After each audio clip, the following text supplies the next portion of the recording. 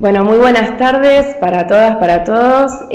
Bueno, vamos a iniciar esta actividad, les doy la bienvenida. Me encuentro junto a Carlos Bianco, que bueno, vino a darnos una charla especial, la cual titulamos La nueva inserción regional e internacional del Mercosur, y específicamente vamos a hablar de las implicancias de las negociaciones del bloque con la Unión Europea. Les cuento que, bueno, Carlos es licenciado en Comercio Internacional, doctorando en Desarrollo Económico por la Universidad Nacional de Quilmes, posee estudio de posgrado en Economía Latinoamericana por la CEPAL, se desempeñó como secretario de Relaciones Económicas Internacionales de la Cancillería Argentina entre los años 2013 y 2015, también como subsecretario de Desarrollo de Inversiones y Promoción Comercial durante el periodo 2011 y 2013. Actualmente se desempeña como docente e investigador de la Universidad Nacional de Quilmes y es docente en varios posgrados en temas vinculados al desarrollo económico y a la economía internacional. Además, también de ser asesor en la Secretaría de Relaciones Internacionales de la Central de Trabajadores de la Argentina, CTA. Bueno, Carlos, te damos la bienvenida, te agradecemos muchísimo por la posibilidad de escucharte sobre estos temas, y le comento a los estudiantes del diploma, de la maestría y público en general, que hacia el final de la presentación de Carlos van a tener la oportunidad de hacer llegar las consultas que tuvieran sobre la presentación. Así que bueno, todo tuyo el espacio. Muchas gracias. Bueno, muchas gracias. Como dijo Alejandra, yo voy a hablar un poquito sobre la nueva forma de inserción internacional que está pensando el Mercosur, pero sobre todo haciendo eje puntualmente en el acuerdo Unión Europea-Mercosur, que es como el acuerdo de negociación más avanzado que hoy en día tiene el Mercosur, más allá de múltiples acuerdos que se encuentran en negociación, como con Canadá, como con Japón, bueno, como algunos que fueron anunciados pero no se avanzó en las negociaciones, como México. También se está comenzando de manera exploratoria con las negociaciones con los países del EFTA y también con Corea del Sur. Lo primero que quería comentar en un marco más general es que efectivamente desde la asunción de Mauricio Macri en Argentina en diciembre del año 2015 como presidente y luego del golpe judicial de Temer que depuso a la presidenta Dilma Rousseff, hubo claramente un vuelco en las negociaciones económicas internacionales del Mercosur. Hubo una definición mucho más clara y mucho más contundente de cambiar de alguna forma el formato de integración del Mercosur, haciendo un esquema de integración todavía mucho más vinculado a lo que se conoció en los años 90, de acuerdo con la definición de la Comisión Económica para América Latina y también del Banco Interamericano de Desarrollo, como regionalismo abierto. Eso significa la firma de múltiples acuerdos económicos, múltiples acuerdos comerciales sobre la base de una muy baja protección al mercado interno ampliado respecto de los países con los que no se tienen acuerdo. En suma, eso implica una mayor liberalización de las economías bajo un criterio político y un dogma teórico, en mi entender, que es la mayor apertura comercial va a permitir una mejor especialización productiva. En el caso de los países del Mercosur, esa supuesta mejor especialización productiva sería sobre todo en productos, en sectores basados en recursos naturales, y que eso permitiría insertar a nuestros países bajo las ventajas competitivas, como se las suele denominar en la teoría económica, de carácter estático. Ese es el contexto más general en el que se enmarca estos avances que se han dado en la negociación del acuerdo con la Unión Europea. Para dar algunas informaciones más generales de lo que se trata el acuerdo y de cuándo se empezó a negociar. Este es un acuerdo que se empieza a negociar en el año 1995, se firma un acuerdo marco de cooperación entre el Mercosur y la Unión Europea, en el que se establece que a la brevedad o en unos años se iba a empezar a negociar un acuerdo más específico de carácter comercial, político y de cooperación. El acuerdo que se está negociando tiene esos tres pilares. Hoy en día básicamente se está negociando el acuerdo, la pata comercial del acuerdo en principio, y más allá de que todavía nadie ha visto los textos porque se mantienen con un gran secretismo, con una gran opacidad. esos textos, los pilares de cooperación y el pilar político estarían supuestamente ya cerrados. Lo que queda en definitiva por cerrar la negociación perdón, es el pilar comercial, que es a lo que me quiero referir puntualmente durante este encuentro. Algunas informaciones también contextuales para entender un poco ese cambio de orientación del que hablábamos al principio. Como decía, este acuerdo marco se lanza en el 95, el acuerdo comercial se empieza a negociar en el año 1999, a partir de entonces hubo múltiples rondas de negociación en el marco del Comité de Negociaciones Birregional, que es el órgano que negocia los temas comerciales y vinculados a la economía, pero las negociaciones se interrumpieron en el año 2004. Y se interrumpen en el año 2004 luego de que se sucedan los primeros 2 intercambios de ofertas. Los intercambios de ofertas básicamente son el puntapié inicial de las negociaciones en concreto, en donde cada país, cada región decide, bueno, yo voy a liberalizar esto, voy a dar este acceso a los servicios, voy a tener estos compromisos en materia de propiedad intelectual, en materia de compras gubernamentales, etc. Un primer intercambio de esas ofertas de ambas regiones en mayo del año 2004 y un segundo intercambio en septiembre del año 2004. Obviamente hubo un segundo porque el primero fue considerado insuficiente por las dos partes. Básicamente lo que reclamaba la Unión Europea en ese momento era una mayor apertura y liberalización del mercado automotriz, de vehículos terminados y autopartes al Mercosur, y el reclamo del Mercosur puntualmente era que el acceso que estaba ofreciendo la Unión Europea en materia de alimentos y alimentos primarios, digamos, y productos alimenticios procesados era muy insuficiente de acuerdo a las expectativas del Mercosur, en donde claramente después vamos a ver que es uno de los principales sectores con oportunidades para nuestros países. Justamente después de esa segunda oferta, de ese segundo intercambio de ofertas que se dio en septiembre del año 2004, se cortaron las negociaciones porque nuevamente las dos partes volvieron a considerar insuficientes lo que estaba ofreciendo la otra parte, y así se mantuvo, si bien con algunas reuniones informales, con algunos coqueteos, digamos, el acuerdo se mantuvo congelado, las negociaciones se mantuvieron congeladas hasta el año 2010, en donde hubo un relanzamiento en el marco de una reunión entre la Comisión los países de América Latina y la Unión Europea.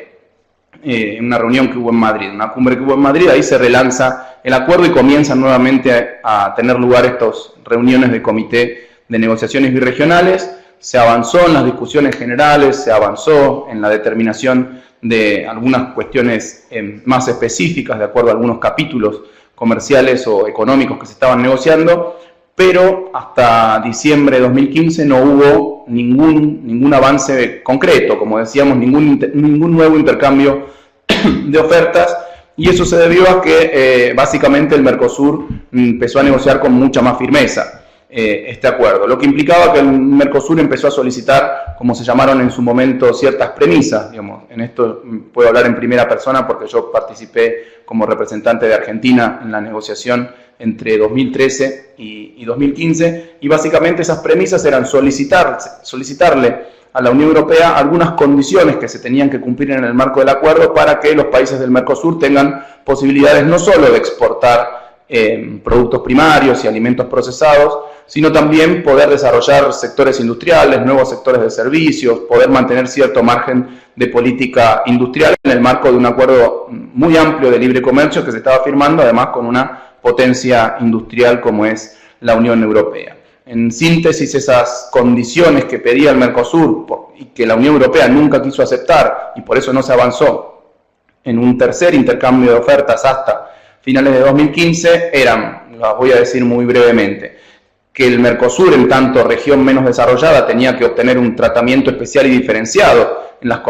condiciones que se hacían ambas regiones. Ahí lo que argumentaba la Unión Europea era que luego de 8 o 10 años de crecimiento acelerado de los países del Mercosur y de mejora en las condiciones de producción y en la mejora en las condiciones de vida de nuestros pueblos, ya no era necesario el trato especial y diferenciado. El argumento, tal como lo expresaban los jefes negociadores de la Unión Europea, era, bueno, ustedes ahora ya son países casi desarrollados, cosa que todo el mundo sabe que no era así, ni mucho menos, a pesar de que fue cierto esa buena década ganada que tuvo la región en general y el Mercosur en particular, más o menos entre los años 2003 y 2015. También se le solicitaba a la Unión Europea que los productos sujetos a cuotas, los alimentos sujetos a cuotas sean pocos alimentos, es decir, que la mayoría de los alimentos pueda entrar libremente, sin cuotas a los mercados europeos, y que en el caso de que haya cuotas, sean cuotas lo suficientemente amplias como para que el Mercosur pueda exportar sus productos masivamente sus productos a la Unión Europea.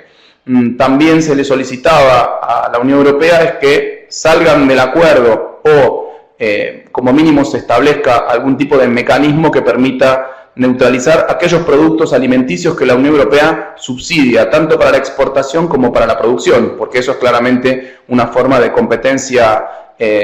ilegal, una forma de competencia no muy clara que establece la Unión Europea, que lo permite el marco actual del sistema multilateral de comercio, como es la Organización Mundial de Comercio, pero que se estaba buscando que en el marco del acuerdo bilateral esa competencia desleal quede deslealmente los países. Bueno, perdón que hubo un corte en la conexión. Estaba diciendo que otra de las condiciones que establecía el Mercosur para avanzar en la negociación era la implementación de lo que se llama una cláusula de industria naciente, que básicamente se trataba, que había que negociar los detalles de esa cláusula, pero que básicamente se trataba de que el Mercosur tenga el espacio de políticas para poder fomentar nuevos sectores productores de bienes, de servicios, etcétera, por ejemplo, a través de un aumento de los aranceles de manera transitoria para poder establecer ese tipo de sectores. En suma, eran una serie de condiciones que decían, bueno, vamos a avanzar con este acuerdo en tanto y en cuanto no nos limite el espacio de políticas para la industrialización, para el desarrollo de nuevos sectores y en tanto y en cuanto permita hacer un acceso efectivo de nuestros productos al mercado europeo. Eso fue, digamos, hasta diciembre de 2015. Ahora, ¿qué pasó a partir del año 2016? Cuando comentaba, a partir del cambio de gobierno en Argentina y a partir del golpe institucional y jurídico en Brasil, que también llevó a un cambio de gobierno. La orientación el Mercosur empezó a tener una orientación mucho más liberal y se olvidaron esas condiciones, el Mercosur olvidó esas condiciones que había mantenido hasta diciembre de 2015 para avanzar en la negociación con la Unión Europea y se definió un nuevo intercambio de ofertas en el mes de mayo de 2016. Se hizo efectivo ese intercambio de ofertas con un problema, con un pecado original, digamos, que todavía está siendo, que los países del Mercosur todavía están intentando solucionar, pero que ya claramente ahora ya es demasiado tarde. En el mismo día, o mejor dicho, en el día anterior, en que los negociadores del Mercosur ya estaban afincados en Bruselas para intercambiar las ofertas, el comisario de Agricultura de la Unión Europea, Phil Hogan, anunció en Irlanda que se iba a avanzar con el intercambio de ofertas, pero que las carnes iban a quedar temporalmente fuera de la oferta de la Unión Europea. ¿Qué significa eso en términos concretos? Que la Unión Europea de principio no iba a empezar a negociar el acceso de los productos cárnicos del Mercosur de la Unión Europea, siendo que estos productos son los principales intereses ofensivos de los países del Mercosur, lo que ya fue una primera derrota en la negociación, digamos así, porque lo que a partir de entonces, y como vamos a ver, hizo la Unión Europea es tomar crecientemente mayores concesiones del Mercosur, es decir, el Mercosur durante los 2 años que pasaron desde entonces, o más de 2 años ya a esta altura, hizo múltiples concesiones a cambio de mejorar en el margen muy poco la oferta de carnes de la Unión Europea. Y esto fue, como decía, un primer pecado original. Ahora lo que voy a hacer es comentar cómo están, en términos de negociación, digamos, de las instancias de negociación, hoy en día, cómo es la situación hoy en día, y después voy a referirme a algunos capítulos en particular del acuerdo que nosotros creemos que son muy gravosos, son muy ruinosos para los países del Mercosur. Hoy en día ambas partes sostienen públicamente, los negociadores europeos, los negociadores de los países del Mercosur, sostienen públicamente que hay una decisión política explícita de firmar ese acuerdo que no se ha podido todavía firmar a pesar de las múltiples veces que se han... Bueno, perdón, ahí retomamos, se había caído la conexión. Entonces, retomamos y quería hacer referencia a 4 de los capítulos que entiendo que son los más ruinosos, digamos, de este acuerdo para los países del Mercosur, o en los que peores condiciones estamos consiguiendo, o por el contrario, mejores condiciones está consiguiendo la Unión Europea. El primero es el capítulo de bienes, de comercio de mercancías físicas de bienes. Efectivamente hay un intercambio de ofertas en materia de bienes en mayo de 2016 y hubo una mejora de la oferta en noviembre de 2016, en donde, además de que todavía la Unión Europea no había incluido esa oferta en carnes, que era, como dijimos, el producto o los productos de mayor interés del Mercosur, no solo eso, sino que definió un conjunto de sectores de alimentos y productos alimenticios procesados. La Unión Europea lo definió como ultrasensibles. Es un conjunto de alimentos en donde la Unión Europea va a dar cuotas, pero cuotas, como después vamos a ver, de manera muy restrictiva, es decir, con pocas oportunidades para la exportación. Como había comentado anteriormente, a partir de estos intercambios de oferta y la mejora en la oferta, el Mercosur continuamente fue dando mayor acceso a los productos industriales, o fue asegurando mayor acceso en la negociación a los productos industriales europeos, pero a cambio la Unión Europea casi que no mejoró sustantivamente nada. Es decir, el Mercosur siguió flexibilizando y mejorando su oferta contra unas muy pocas mejoras en el margen por parte de la Unión Europea, inclusive sin cumplir algunos compromisos que se habían definido en la renegociación, en el relanzamiento, de la negociación en 2010, que como mínimo las nuevas ofertas en materia de bienes tenían que ser como mínimo las ofertas que se habían ofrecido, valga la redundancia, en el año 2004. Para poner un ejemplo, en el año 2004 lo que ofreció la Unión Europea era una cuota de carne para todo el Mercosur de 100.000 toneladas adicionales.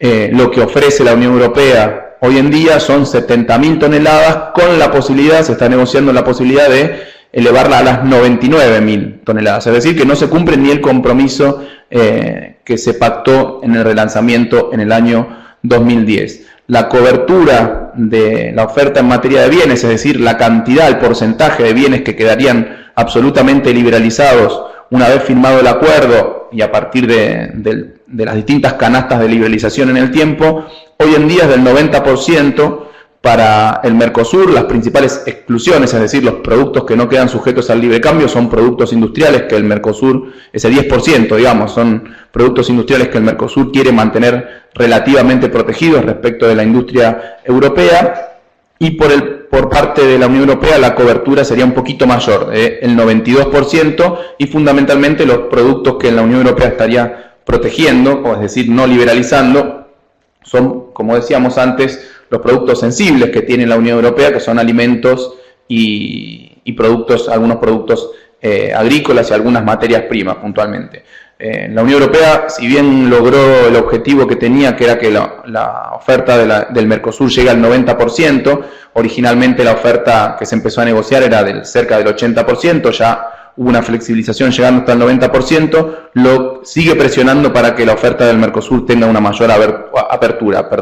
Es decir, que se liberalice todavía más el comercio bilateral. Y después, por otra parte, el otro punto interesante que hay que analizar en la oferta de acceso a bienes, por el cual la Unión Europea todavía sigue presionando al Mercosur, son las canastas. Las canastas significan los distintos bienes que se ponen en desgravación en los distintos periodos. El Mercosur hoy en día ofrece algunos productos en desgravación inmediata, otros productos en desgravación lineal, es decir, porcentualmente en el mismo porcentaje en 4 años, otra canasta de 8 años, otra canasta de 10 años, otra canasta de 12 años y otra canasta en 15 años. Hoy en día aproximadamente el 55% de la cobertura de desgravación del Mercosur se encuentra en canastas menores a 10 años, pero la Unión Europea sigue presionando para que se acelere la desgravación propuesta por el Mercosur. Lo que han sostenido es que en menos de 10 años tiene que estar el 90% de la oferta, cosa que es absolutamente inviable. Hoy en día el Mercosur está supuestamente dispuesto a desgravar en menos de 10 años el 65% de la oferta, pero ya obviamente son concesiones que está haciendo respecto a la Unión Europea, como decíamos, en contra muy poquito que está ofreciendo la Unión Europea. Después, otro punto que es importante resaltar y que también creo que ha sido una derrota en la negociación por parte del Mercosur es que originalmente el reclamo del Mercosur era que para aquellos productos alimenticios que la Unión Europea no liberalice completamente, sino que ponga una cuota, dos cosas pedía el Mercosur: que la cuota sea lo suficientemente amplia como para que se multipliquen las oportunidades de exportación, y el segundo punto es que sea una cuota con arancel cero, es decir, te puedo exportar, supongamos, las 99.000 toneladas de carne, pero con un arancel de 0%. No, la Unión Europea ya definió, y el Mercosur, como dije, yo creo que es una derrota en la negociación, aceptó que sea una cuota, supongamos, de la carne, que se obtenga de la carne bovina, que se obtenga una cuota de 99.000 toneladas, solamente no se va a reducir a cero la tarifa, sino que se va a reducir a la mitad de la tarifa vigente. Es decir, que va a haber que seguir pagando una tarifa para poder exportar a la Unión Europea. Y el otro punto que es interesante destacar es que la Unión Europea está solicitando que la implementación de esas cuotas no sea inmediata, no es que se firma el acuerdo y una vez que se ratifica ya está vigente la cuota de exportación de carnes, de azúcar, de etanol, de maíz, de trigo o del producto que sea sujeto a cuota, o arroz, por ejemplo, que son los que hoy en día más se está reclamando el Mercosur por la ampliación de la cuota. No es que esté inmediatamente vigente, sino que se extienda en el tiempo la implementación de esa cuota. Lo que ha solicitado la Unión Europea son 6 años de transición, es decir, que por 6 años esa cuota, de firmado el acuerdo, esa cuota no se hace efectiva, es decir, por 6 años no le podemos vender esos 99.000 toneladas de carne o lo que sea de etanol, de arroz, de maíz, de azúcares, que son los principales productos en los que aparecen oportunidades para el Mercosur. Y por el contrario, en materia de bienes también hay una presión muy fuerte de la Unión Europea para que nuestros países le den acceso a los productos europeos, a los vinos y a los lácteos, que son dos productos en donde los europeos son muy fuertes. Productos elaborados, no producto primario, no leche cruda ni leche en polvo, sino quesos con ciertas especificaciones, con ciertas calidades, etc. También hay una presión muy fuerte de la Unión Europea para que puedan entrar esos productos en el Mercosur, que también está muy sujeta a algo que vamos a ver más adelante, que son el respeto por las llamadas indicaciones geográficas, que es otro punto importante para destacar. Dentro del sector de bienes, otro sector que está muy en discusión, y después vamos a ver que es uno de los sectores por los cuales no se ha podido cerrar todavía el acuerdo ahora, y que también fue uno de los sectores determinantes, como dije anteriormente, en el año 2004, es el sector automotriz. Lo que pide, más allá de los detalles, lo que está pidiendo la Unión Europea es que haya una mayor liberalización y una mucho más rápida liberalización del sector automotriz, automóviles terminados y autopartes, que el Mercosur en general, pero Brasil en particular. Brasil es el que está sosteniendo ahora cierta defensa de su industria automotriz, se niegan a otorgar. Básicamente lo que pide la Unión Europea es que se liberalice por completo el sector como máximo en 10 años, y lo que está sosteniendo Brasil es poder sostener cierta protección al sector automotriz, repito, vehículos terminados y autopartes,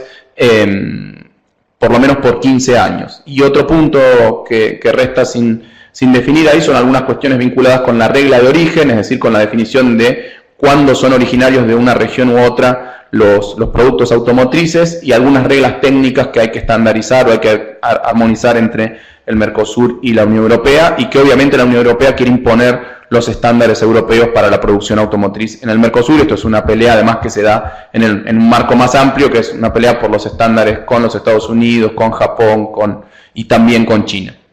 Esos son los principales puntos en materias de bienes, los puntos más gravosos, digamos, para el Mercosur. Después, otro de los capítulos que es bastante complejo y que es uno de los que presenta además mayores intereses ofensivos para la Unión Europea, es el de servicios. No solamente se está negociando una apertura del mercado de servicios, un acceso de bienes, sino también al mercado de servicios. Hay una buena noticia para nosotros, es que por lo menos en este acuerdo no se están negociando la liberalización de los servicios públicos, salud, educación, etc. Es decir, que es una alerta que siempre hay que mirar en los acuerdos de libre comercio. Si uno entiende a los servicios públicos como derechos humanos o como bienes públicos desde el punto de vista más económico, que no se negocien ese tipo de servicios. En este acuerdo no están en negociación, por suerte. En otros acuerdos, por ejemplo, el Tratado en Servicios, que se está negociando de manera plurilateral en el marco de la OMC, sí se están negociando servicios públicos, pero no en este acuerdo en particular.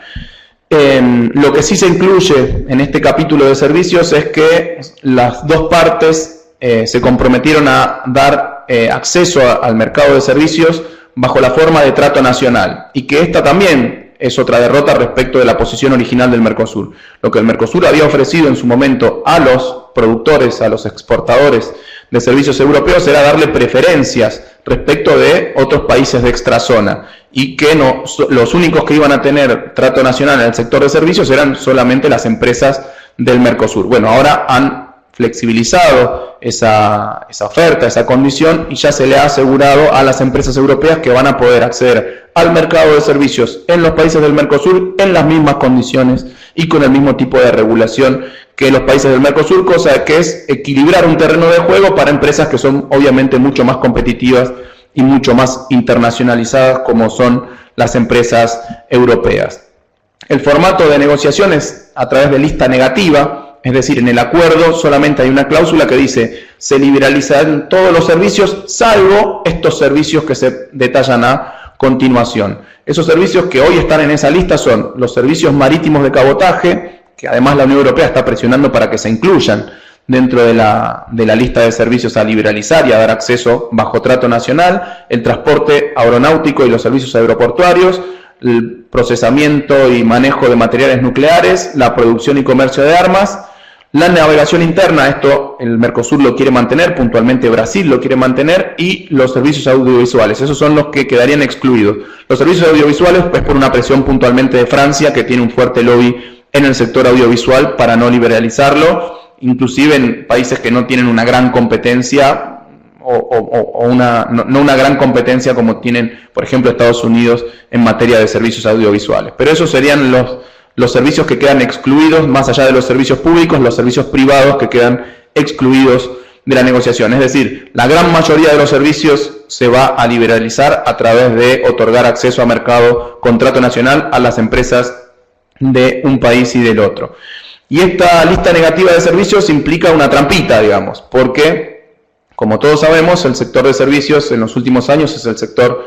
más dinámico de la economía mundial, y todo el tiempo están apareciendo nuevos servicios en la economía mundial. Bueno, como es lista negativa, los servicios que todavía no existen quedan por definición incluidos en la liberalización. Es decir, si un país, supongamos que nos retrocedemos un poco en el tiempo antes de que aparezcan los servicios de Internet. Si hubiese estado firmado este acuerdo antes de que aparezcan los servicios de Internet, un país que quiera desarrollar con una empresa local o con una empresa estatal servicios de Internet, no lo iba a poder hacer sobre la base de una reserva de mercado, porque iba a tener que competir en las mismas condiciones con empresas, en este caso europeas, que seguramente ya iban a tener ciertos desarrollos previos y mucho más competitivos en materia de servicios. Por lo tanto, es un problema esto de poner una lista negativa de servicios, incluye en la liberalización servicios que todavía no existen, por lo tanto que van a ser muy difícilmente desarrollados por los países del Mercosur, en competencia con los países de la Unión Europea. Y todavía ahí existen algunas controversias en materia de comercio electrónico, como dijimos, en materia de transporte marítimo, en materia de requisito de desempeño, es decir, la Unión Europea quiere poner una cláusula en el acuerdo en donde las empresas de servicios, por ejemplo, europeas que funcionen en Argentina, en Brasil, en Paraguay, en Uruguay o eventualmente en Venezuela cuando se reincorpore luego de la injusta suspensión al Mercosur, no le puedan poner requisitos de desempeño a las empresas europeas en materia de generación de empleo, de transferencia tecnológica, de exportaciones, de producción, etcétera, etcétera. Eso es una cláusula que también está peleando muy fuertemente la Unión Europea.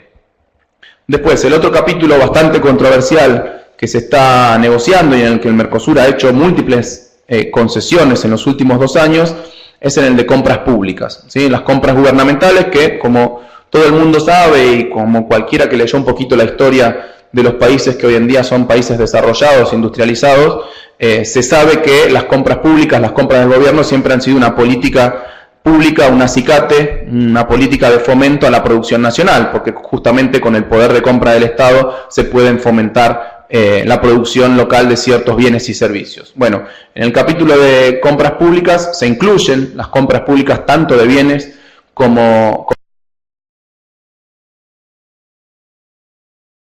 de servicios, a partir de la definición de ciertos umbrales de montos de las licitaciones que se tienen que hacer de carácter internacional y a las que pueden acceder las empresas a las que van a poder acceder las empresas europeas bajo las mismas condiciones que las empresas de los países del Mercosur. En este caso se están definiendo listas positivas de entidades que tienen que someterse a licitaciones internacionales y de bienes y servicios que tienen que estar incluidos.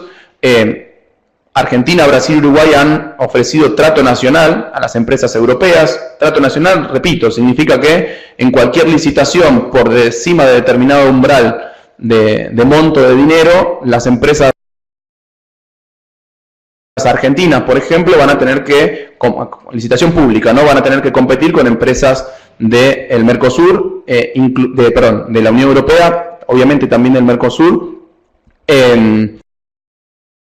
incluyendo lo que está solicitando la Unión Europea, que todavía el Mercosur no lo ha entregado, pero no lo sabemos, incluyendo las compras a nivel, no solo de entidades a nivel federal, nacional, sino también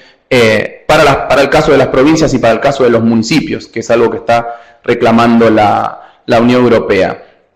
Y algo que también está en discusión es la posibilidad que solicita el Mercosur de incluir lo que se llaman offsets, que es un término en inglés que no tiene traducción literal, pero que refiere a las compensaciones industriales. Por ejemplo, yo puedo hacer que una empresa europea participe de una licitación para vender un bien o para vender un servicio en Argentina, pero le incluyo esto que se llaman offsets o compensaciones industriales. Por ejemplo, que tiene que transferir la tecnología a alguna empresa argentina si quiere participar de la negociación o tiene que hacer alguna unión transitoria de empresas con alguna empresa argentina. Eso todavía está en discusión. Lo más gravoso, creo yo, de todo este acuerdo es que efectivamente se llegue a un acuerdo en materia no solo de las compras públicas a nivel nacional, sino también para las provincias y los municipios, y también algo que está en discusión es si las empresas europeas van a poder participar de las licitaciones en obras públicas, que es algo que reclaman. Hay que tener en cuenta que las empresas europeas en general, en el caso del Mercosur, las empresas españolas son muy fuertes en materia de obra pública y eso generaría un desplazamiento muy fuerte de empresas locales que se dedican a la obra pública. Obviamente con un impacto también en el empleo y en la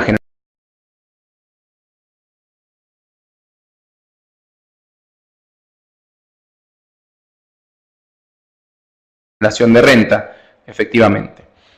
Y después el último capítulo que nosotros vemos como más complejo, más complicado para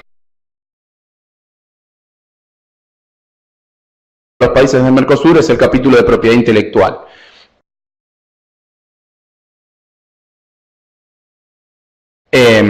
Acá las condiciones que está solicitando la Unión Europea para que cumplan los países del Mercosur también son muy gravosas.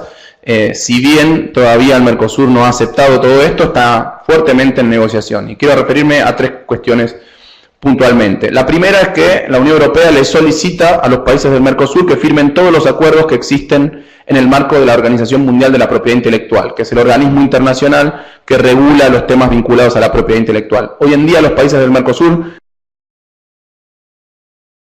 en general no han adherido a esos acuerdos, que son acuerdos que lo que hacen es reforzar los derechos de propiedad intelectual a los países que son los países innovadores, que obviamente son los países desarrollados, entre ellos la Unión Europea. Lo que hacen los países del Mercosur es no adherir a esos acuerdos porque de esa forma tendrían que pagar, por ejemplo, patentes para todos los productos de medicamentos que se producen en nuestros países. Y puntualmente respecto de patentes farmacéuticas y agroquímicos, hay dos cláusulas que está empujando muy fuertemente la Unión Europea, que son las siguientes. La primera es la extensión de la duración de las patentes ante problemas o ante demoras administrativas en la entrega, en la concesión de las patentes. ¿Esto qué significa? Hoy en día, en el marco justamente de la Organización Mundial de la Propiedad Intelectual y de la Organización Mundial del Comercio, hay un acuerdo que es el acuerdo de derechos de propiedad intelectual vinculados con el comercio, que establece que el periodo máximo de duración de las patentes es de 20 años. Ahora, ese periodo se empieza a contar desde el momento en que una empresa solicita la patente. Entre el momento que la empresa solicita la patente y se le entrega la patente, suelen transcurrir un periodo de tiempo determinado en todos los países del mundo, porque no es inmediata la entrega de la patente, hay que hacer ciertas determinadas pruebas, etcétera, de la originalidad de lo que se está proponiendo, de la viabilidad industrial de lo que se está proponiendo, etcétera. Entonces,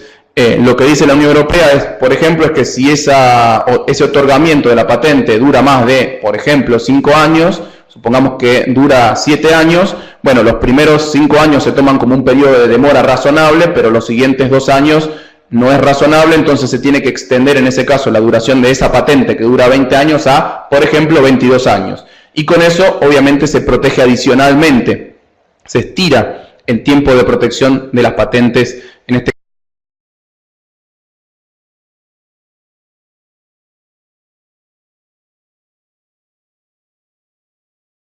caso de los laboratorios europeos.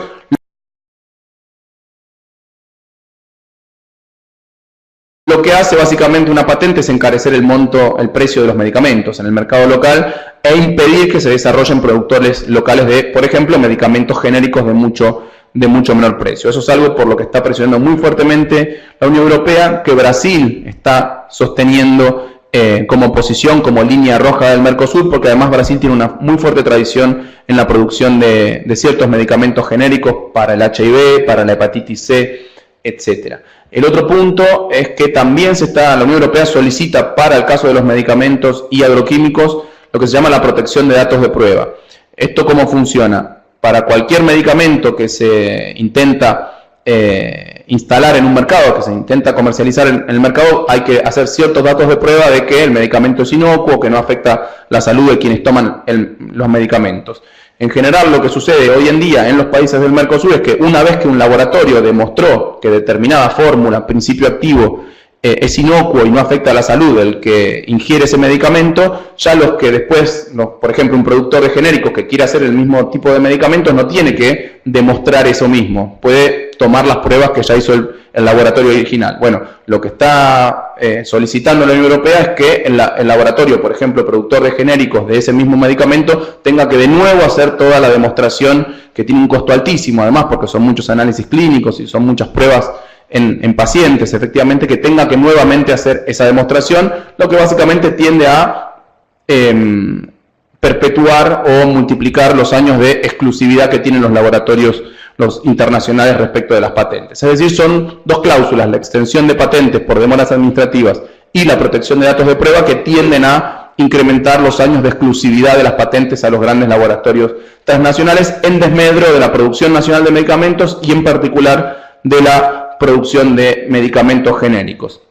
Y el último punto que quería destacar en materia de indicaciones geográficas es una fuerte presión que tiene la Unión Europea para que, más allá de la protección que ya tienen ciertas indicaciones geográficas en el marco de la Organización Mundial del Comercio, en este acuerdo se multipliquen esa protección. Las indicaciones geográficas son definiciones de productos que hacen referencia a un lugar de origen del producto. Por ejemplo, no sé, uno típico en Argentina, por lo menos, es, pongamos el queso Reggianito, que es de una determinada zona de Italia y que en Argentina y en otros países del Mercosur se produce, y sobre todo se produce justamente a partir de la llegada de inmigrantes europeos a nuestros países que traían las técnicas de producción de sus países y que nuestros países acogían con los brazos abiertos cuando literalmente esos inmigrantes europeos estaban muriendo de hambre en Europa. Hoy en día lo que quieren hacer los europeos es decir, no, esas denominaciones de origen, esas técnicas con las que se producen determinados productos nos corresponden tradicionalmente a nosotros, así que si ustedes quieren producir esos productos pueden hacerlo, pero no lo pueden llamar, por ejemplo, Reggianito, por ejemplo, Gruyere, por ejemplo, Fontina, etcétera, etcétera. Lo que obviamente es desconocer absolutamente una historia, es desconocer absolutamente la forma en que ese tipo de producciones se fue desarrollando en nuestros países con el auxilio y con la llegada de los inmigrantes europeos. La Unión Europea puntualmente está solicitando la protección de 359 nuevas denominaciones de origen, más allá de las que ya protege la Organización Mundial del Comercio. Las de la Organización Mundial del Comercio solo protegen vinos y bebidas espirituosas, acá se haría extensivo a lácteos, algunos productos, a otro tipo de productos alimenticios. El Mercosur también solicitó algunos nuevos indicaciones geográficas propias, pero que en general no tienen impacto comercial para la Unión Europea, porque nuestras indicaciones geográficas no están difundidas en el consumo popular europeo y viceversa, sí. Digo, ¿no? Los productos que tienen indicación geográfica europea son productos de consumo popular o general en nuestros países, por lo que sí realmente tienen un impacto comercial importante. Es decir, nos van a dar algo que a ellos no le hacen daño a cambio de que nosotros le demos algo que sí va a hacer mucho daño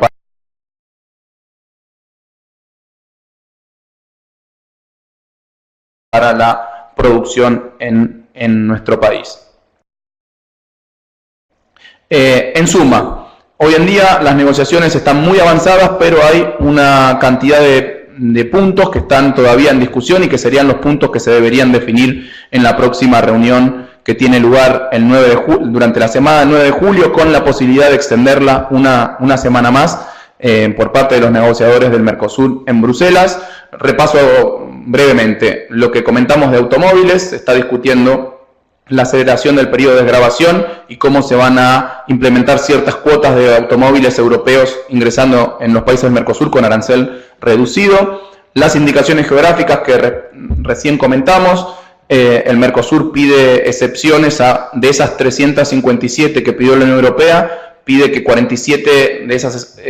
indicaciones geográficas no entren en vigencia, y la Unión Europea dice que como máximo va a poder dar 10 excepciones sobre esas 357. Los servicios marítimos es un punto muy sensible para Brasil. El acceso a mercados para productos lácteos europeos en los países del Mercosur, que también es un punto en discusión. Obviamente lo que comentamos anteriormente, las cuotas de alimentos, puntualmente en carnes, bovina, porcina y aviar, en azúcar, en etanol, en maíz y arroz, que el Mercosur las considera absolutamente insuficientes y en algunos casos inclusive, por ejemplo en el caso del arroz,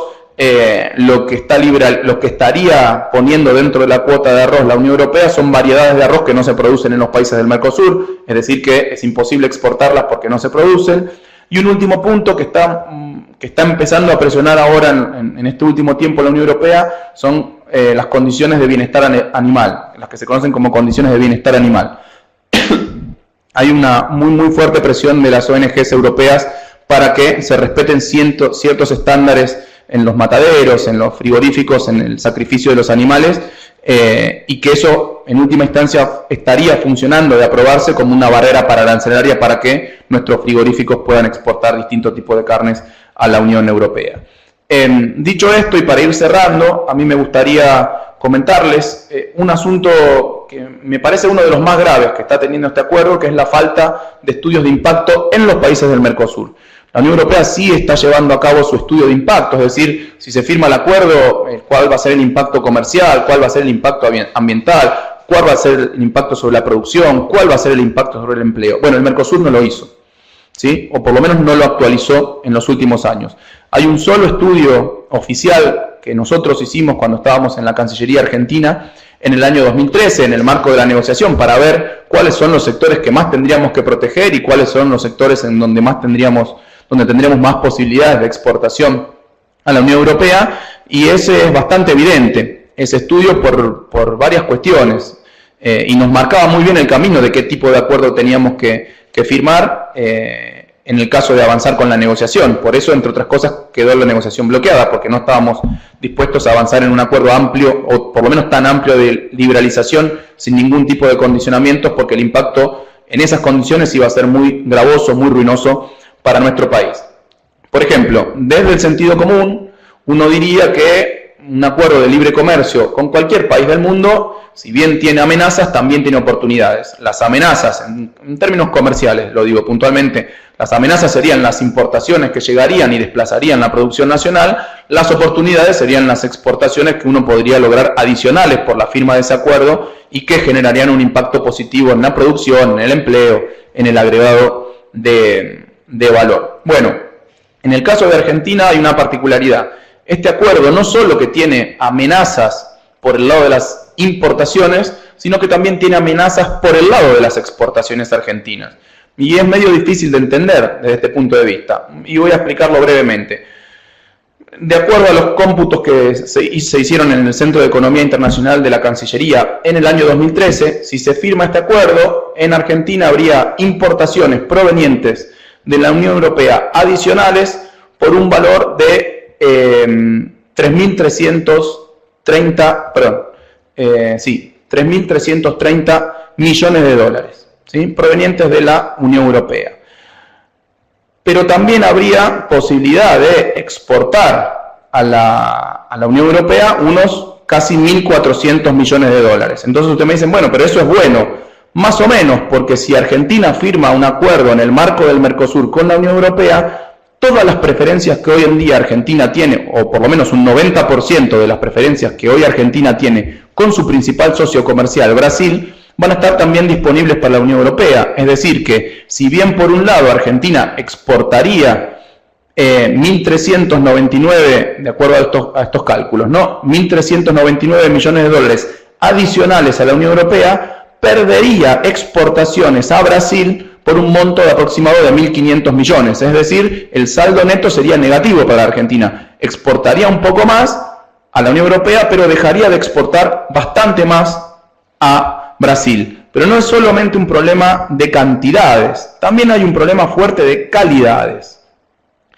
Veamos un poco, ¿qué es lo que podría exportar Argentina a la Unión Europea en el caso de que la Unión Europea ofrezca al Mercosur una buena cuota de carne, que obviamente no son las 99.000 toneladas de carne que está ofreciendo la Unión Europea? Bueno, justamente carne, ¿sí? Más o menos el 80% de las oportunidades que nosotros detectamos de exportación a la Unión Europea, de exportación adicional por la firma del acuerdo de la Unión Europea, serían productos de carne bovina y otros productos cárnicos. Y el resto, algunas verduras y otro tipo de alimentos. Ahora bien, ya dijimos, eso es en condiciones de libre comercio. La Unión Europea está poniendo cuotas con aranceles y además cuotas muy limitadas. O sea que de esas oportunidades aparecerían bastante pocas.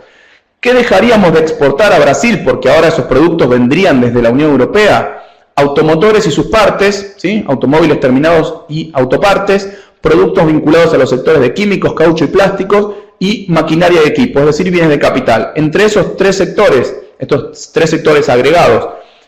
maquinaria y partes, caucho, químico y plásticos y bienes de capital, ahí se concentra más o menos también el 80 y pico % de las amenazas que tendría la Unión Europea a las exportaciones que Argentina hace a Brasil. Es decir, Argentina va a dejar de exportar esos bienes de alto valor agregado, de alta calidad, que generan empleo calificado, etcétera, para pasar a exportar, en el mejor de los casos, productos primarios a la Unión Europea. Y lo mismo, ¿cuáles serían los productos importados desde la Unión Europea que entrarían en Argentina? Los mismos tres sectores que acabamos de decir, en donde caerían nuestras exportaciones a Brasil. Maquinaria y equipo en primer lugar, automotores y sus partes en segundo lugar, y químicos, caucho y plásticos en tercer lugar. En suma, no solo que vamos a exportar menos, no solo que vamos a importar muchísimo más de la Unión Europea, sino que vamos a perder a Brasil como nuestro principal mercado para nuestros productos industriales, y solamente vamos a poder exportar un adicional de productos primarios, carnes básicamente, a la Unión Europea. Es decir, desde el punto de vista comercial, este es un acuerdo absolutamente ruinoso. Y lo mismo va a suceder en Brasil. Hicimos el análisis para Brasil y da más o menos lo mismo, con la única diferencia de que Brasil va a poder exportar más como resultado de este acuerdo, porque va a ser mayor la cantidad de productos que va a poder exportar a la Unión Europea que los mercados que va a perder de exportación en Argentina. Pero de nuevo, con la misma característica de primarización, va a poder exportar más a la Unión Europea de productos alimenticios, productos primarios, y va a dejar de exportar a la Argentina productos industriales que ahora van a provenir fundamentalmente de la Unión Europea. Y un último punto para así cerrar con esto es cuánto sería el impacto sobre el empleo, ¿sí?, en Argentina del empleo industrial. En Argentina de firmarse ese acuerdo. Hay un estudio que realizó en los últimos años, el año pasado puntualmente, el Observatorio de Desarrollo y Producción de la Universidad Metropolitana de la Educación y el Trabajo, la UMED, en donde calcula esto. El impacto total sobre el empleo industrial sería una pérdida neta de 186.000 puestos de trabajo. Eso es más o menos el 11% de la masa laboral industrial de toda la Argentina. Es decir, si firmamos el acuerdo, vamos a tener un 11% menos de trabajadores industriales en nuestro país. En los principales sectores que perderían empleo, justamente se remiten a varios de los que ya nombramos. El sector metalmecánico es el principal, los llamados sectores sensibles de la industria argentina, que son calzado, confecciones, y juguetes y madera y muebles, eso sería en segundo lugar, autopartes, sector químico y sector automotor. Esos serían los principales sectores en donde habría pérdidas muy fuertes de empleo. Eso significa básicamente perder el 28% de los empleos de las empresas de autopartes, el 28% de los empleos en las empresas automotrices, el 20% de los empleos en el sector metalmecánico, el 13% de los empleos en estos sectores sensibles que recién dijimos, calzado, confecciones, juguetes, madera y mueble, y el 12% de los empleos en los sectores químicos. Claramente son impactos muy fuertes sobre la industria nacional en un acuerdo general que, como hemos visto, no tiene demasiadas oportunidades para ofrecer a nuestro país, y que cuando uno habla, porque he tenido la oportunidad de hablar múltiples veces, como yo estoy siguiendo el acuerdo como representante de la Central de los Trabajadores Argentinos, cuando hablé con los negociadores, lo que me han dicho es, efectivamente, esos impactos en más en menos son reales, las posibilidades comerciales que brinda este acuerdo son nulas, la verdad que no hay oportunidades efectivas, salvo para algunos sectores de nicho en alimentos, como pueden ser las carnes, pero esto hay que firmarlo porque es una señal de apertura ante el mundo y de que nos estamos insertando de manera inteligente a la economía mundial. Yo la inteligencia de esta forma de insertarse a la economía mundial no la encuentro, tampoco fueron capaces de explicármela, pero bueno, me parece que es más un latiguillo que una posición política vinculada con el desarrollo nacional. Yo con esto quería terminar, no sé si habrá algunas preguntas.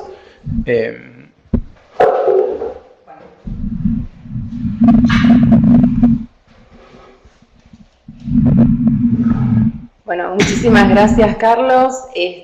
Bueno, realmente muy buena la exposición. Obviamente que nos quedamos con, por lo menos en lo particular, con muchas consultas. Sí, acá, bueno, Carlos tiene un PowerPoint, una presentación que después la vamos a hacer llegar también, y también decirles que, bueno, lo vamos a invitar a fin de año para que, bueno, podamos ver también cómo han continuado los avances en estas negociaciones.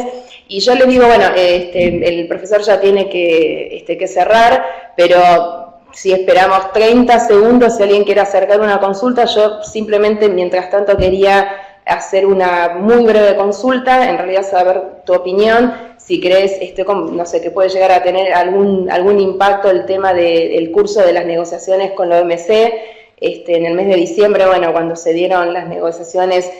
acá en Argentina, también coincidieron con la de la Unión Europea. Se pensaba que eso podía tener un impacto positivo, finalmente no resultaron en ninguno de los dos casos. ¿Cómo te parece que puede incidir? ¿Te parece que también hacia fin de año puede haber alguna perspectiva en relación a eso? Sí, a ver, sí, efectivamente, y también se había anunciado con bombos y platillos que el principal resultado de la 11ª conferencia ministerial que tuvo lugar en Buenos Aires de la Organización Mundial de Comercio iba a ser la firma de este acuerdo. Se había previsto este acuerdo para la firma, pero que obviamente claramente no prosperó porque todavía este acuerdo sigue en negociaciones. Y es más, no solo que no prosperó, sino que en esa ocasión ni siquiera pudieron sacar un documento conjunto comprometiéndose a mantener las negociaciones, etcétera. Y a pesar de que hubo un borrador a mantener las negociaciones, para ser presentado en el marco de una OMC, además que fue un fracaso rotundo porque a los 2 minutos de la OMC, cuando de una OMC, además que fue un fracaso rotundo porque a los 2 minutos detonó completamente la posibilidad de negociación de cualquier tipo de acuerdo, cuando detonó completamente las posibilidades de validar ningún tipo de negociación de cualquier tipo de acuerdo de libre comercio, y no iba a validar que iba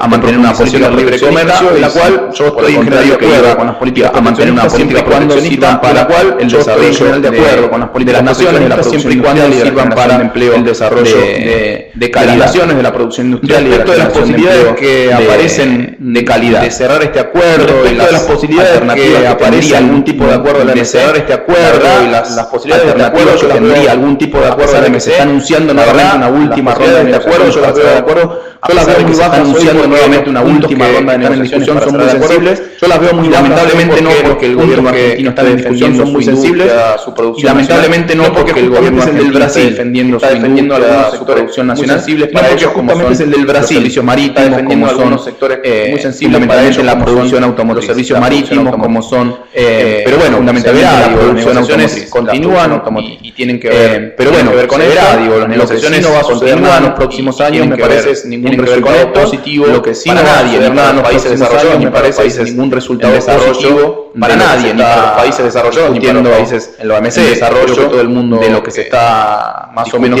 conoce algo sobre estas materias, todo el mundo, negociaciones internacionales, más o menos de conoce algo sobre estas materias, etcétera, es consciente de que hoy en día en el mundo de comercio internacional han proliferado, etcétera, es consciente de que hoy en día en el mundo desarrollados, digo, han proliferado las tensiones proteccionistas, sobre todo entre los países más desarrollados, Estados Unidos, guerras comerciales y Canadá y México en el marco de China, de la renegociación del Tratado de Libre Comercio de Canadá y México en el marco de Estados Unidos y de la renegociación del Tratado de Libre Comercio de América del Norte, entre Estados Unidos y la Unión Europea, el acuerdo que se estaba negociando, recordemos que el mundial, ese acuerdo que se estaba, el TTIP, el acuerdo que se estaba negociando entre la Unión Europea, el mundial y Estados Unidos, el TTIP también estaba negociando entre la Unión Europea, Estados Unidos, y si bien había firmado también el TTP, el Estados Unidos salió de ese acuerdo, ahora se volvió a firmar el TTP, el acuerdo transpacífico salió de ese acuerdo, ahora se volvió a firmar con los países del acuerdo, menos los Estados Unidos, pero obviamente es un acuerdo que tiene otra potencia muy distinta con o sin los Estados Unidos, es decir que en el corto plazo yo no le veo muchas perspectivas a la generación ni de logros en materia de mejor ordenamiento comercial en el mundo en el marco del OMC y tampoco a través de grandes megacuerdos. Veremos qué pasa con este. Mi opinión personal es que ojalá no se firme,